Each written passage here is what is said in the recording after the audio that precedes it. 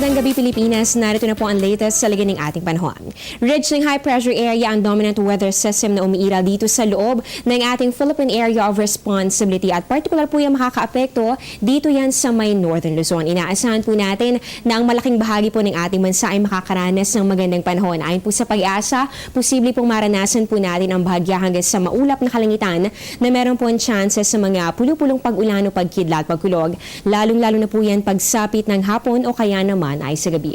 At kung pag-uusapan naman po natin ang ating sea condition, magandang balita po dahil sa ngayon, wala pong nakataas na anumang gale warning. Dito po yan sa anumang baybay ng ating bansa. Ibig sabihin po nito, inaasahan natin ang pagkakaroon ng banayad hanggang sa katamtamang kondisyon ng ating mga karagatan. Pero syempre, doble ingat pa rin po sa ating mga kababayang mamamalaot o maglalayag sa mga susunod na oras.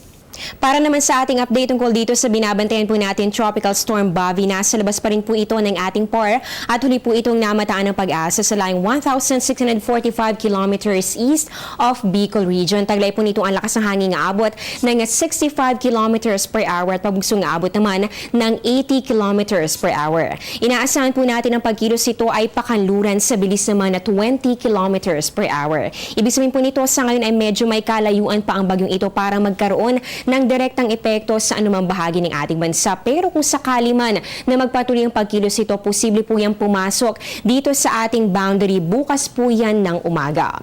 Ayon naman kay Pag-asa Weather Forecaster Glyza Escolar, by Thursday, posibleng maranasan na ang maulang panahon dito po yan sa Northern and Central Luzon, Mimaropa, Calabarzon, ganoon po dito sa Bicol Region at pati na rin dito sa may summer provinces. At sa darating po na Biyernes, lalo pa po itong lalapit dito sa ating bansa, kaya posible rin ang landfall activity nito dito po yan sa may Aurora, Isabela area. And by this time, maaari na rin pong makaranas ng pag-ulan ang Metro Manila. So patuloy po natin yung paghahandaan. Dagdag naman po ni Ms. Escolar, may chance ang humina pa ang bagyong ito bago pa man yan tuluyang lumapit dito sa ating landmass. So patuloy na lang po nating babantayan kung ano nga ba ang mga pagbabago mangyayari dito sa mga susunod na oras at araw.